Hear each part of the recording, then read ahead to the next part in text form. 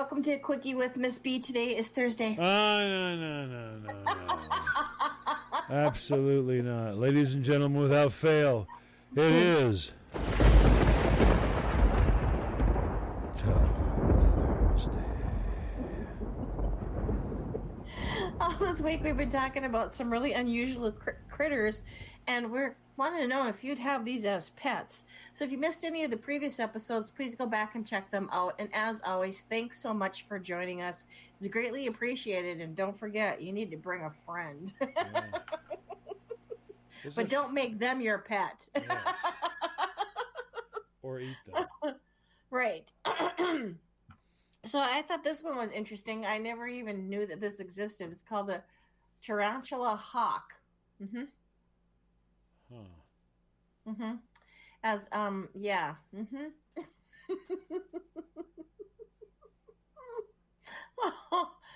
Yeah. It's a spider wasp that preys on tarantulas. Yeah. Hmm. Yeah. Kind of a weird looking dude, if you ask me. He's very, very different. The males only live a few weeks, while the lifespan of a female is only about 4 or 5 months. So if you don't want another long-term commitment to pets, this might be the one for you.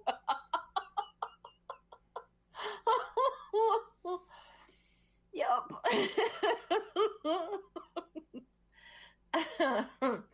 They're found in every continent except Europe and Antarctica. The United States, they are found in the deserts of the Southwest. I didn't know this. I'm kind of glad, because if I would have saw one when I was maybe down in Arizona, I would have been like, what the? I'll bet. Oh, yeah. And the most commonly seen is the South Rim and inside the Grand Canyon. Areas where their prey, tarantulas, are most common. Oh my God, I was at the Grand Canyon. I didn't know that they had tarantulas there. Surprise. No, for real? Ew. You could have had one in your backpack or something. Ooh. I know. That would have been my luck, too. I can just see you driving along, and all of a sudden you look in the rearview mirror. There's one of them sitting on your your headrest. I'd be like, right into the cliff. No hitchhikers allowed. Get out. No, you just screamed and drove off the Grand Canyon. I know. Spiders and bugs don't freak me out like it does with some girls. I mean, I know there's some girls that spiders, any kind of bugs, they would, yeah. If they saw that in their car, that would have been it. They would have been right off the road. Yeah. In no time flat. I knew this girl that I don't know how she did it all the time. I have no idea how she did it all the time, but she always wound up with a bee or a hornet in the car. I'm like, how do you do that? She's like, what? Just roll. She has to slam on the brakes. Go, is it my hair? Is it my hair? You're looking at her. You're like, you can roll all 4 windows down, and it'll just happen by itself. Mm-hmm. I'd roll the window down and go, it's gone. She's running, going, is it stinging you in the head? No, it's like, well, it's not your hair then, because trust me, your hand's wailing like this and smacking your head. He'd have stung you if it was in your hair. Really? Yeah, you would have felt it for sure. Yeah, you're not the brightest bulb in the pack, are you there, princess? Yeah. Imagine if she would have saw a Tarantula Hawk in her car. She literally sitting there, she would have died holding the steering wheel. Just died. Just died right there. They're funny looking critters. They look like a gigantic oversized ant with wings. That's what it looks like to me in the picture. So yeah, I don't know that I would really keep this one as a pet. Well, Florida's got cockroaches that fly. I've heard that. They give them a different name. They call them palmetto bugs. I don't care what you call it. It just means the palmetto palm. It stays up there, and then at night when you're walking around, it flies down and lands in your hair. And Oh. it's like those big Madagascar ones, the big cockroaches. That's what lands in your hair. It goes oh in your hair. You're like, oh, you want to talk about some girls who do some screaming? You want to talk about some girls who do some screaming? Walking down Fort Myers down by the beach, and then as soon as the dust comes along, blood curdling screams. It's like they're screaming like, well, if you scream louder, they fly away. So scream louder and they'll fly away. They have no idea what to do. I mean, they're just running around. I mean, I've seen them run out into the street. It's like you would literally run into the street and get hit by a car. Are you serious? It's a bug that landed on your hair. There's a couple things that we already know. Number one, it can't get to your scalp because why? It's on top of your hair. So let's just stop screaming and let somebody get it out of your hair. You know what I mean? Then the more you smack your head, it's got a big. Oh, there you go. You're doing a good job there. I never did understand any of that. I had a coworker one time that in the building that we had, it was very, very old. She caught one of those cockroaches, put it in a container, and decided to keep it as a pet. She named him Herman. Oh, Herman the Love Bug. Yep. And on that note, we need to take a break. We'll be back in a moment. Welcome back, everybody. You're listening to a Quickie with Miss B, and if you missed the first half of the episode, please go back and check that out.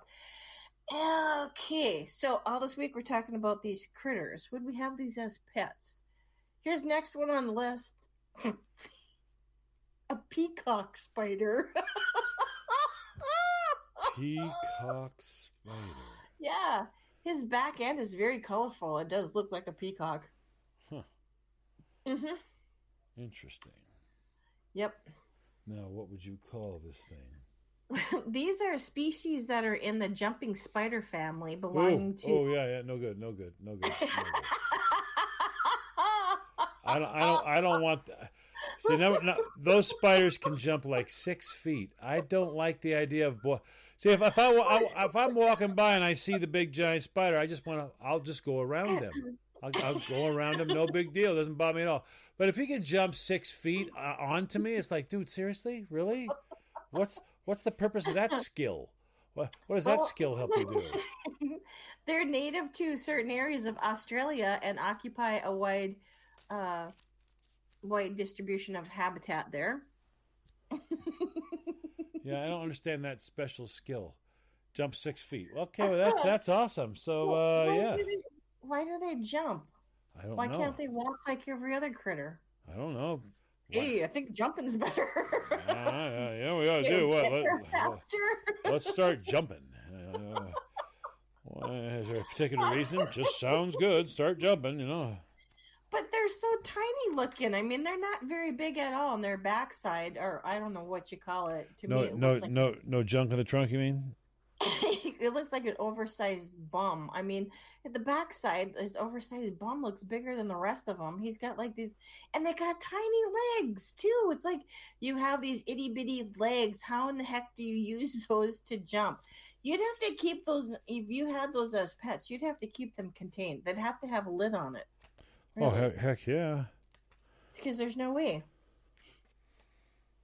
There's actually a question here that they want to know, are peacock spiders friendly? For humans, thought that they are completely harmless.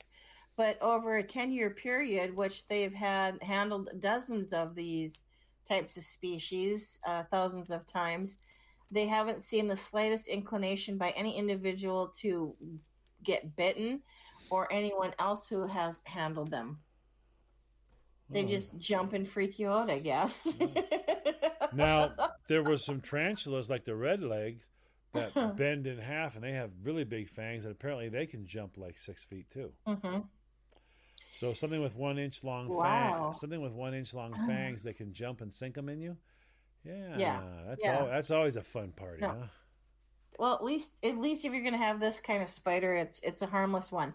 They say that they can jump as far as 40 times the length of their own bodies. There we go. That's fun. Yeah. Yeah.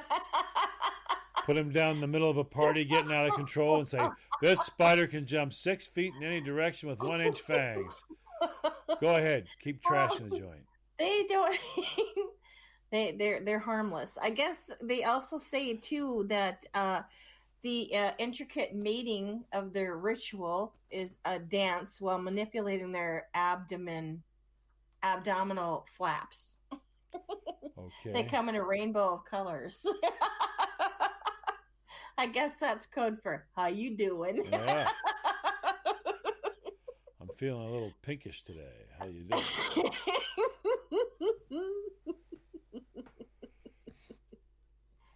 I see they tell us how long these live. I don't see that they give that information. But yeah, they're just these tiny little things. I mean, they're not very big at all. They're probably the size of your thumbnail. Oh, wow. Yeah, they're very tiny. That is very tiny. Mm-hmm. You could lose them. You'd have to be careful if you're going to keep them as pets. I think if I had one, I'd call him Flamingo. Flamingo?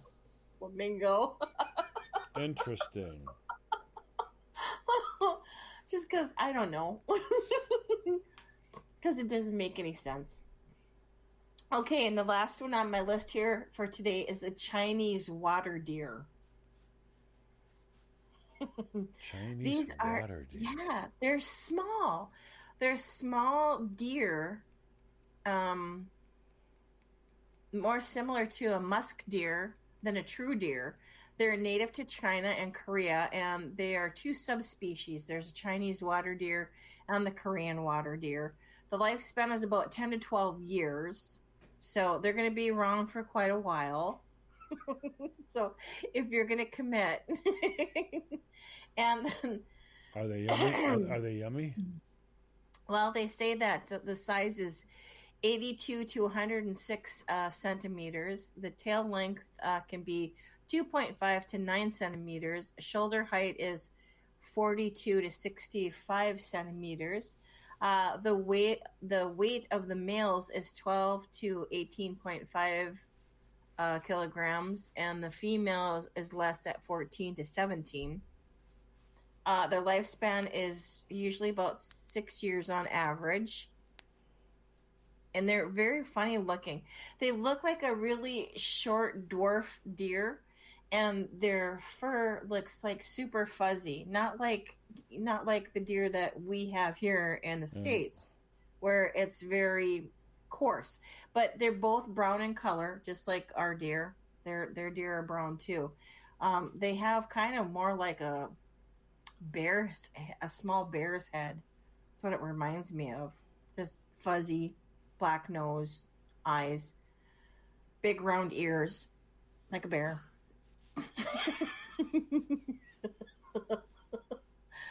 So if you had one, what would you name him? I would name him Kid Rock. Kid Rock? I would think I would name him Ewok. And that note, we got to be done.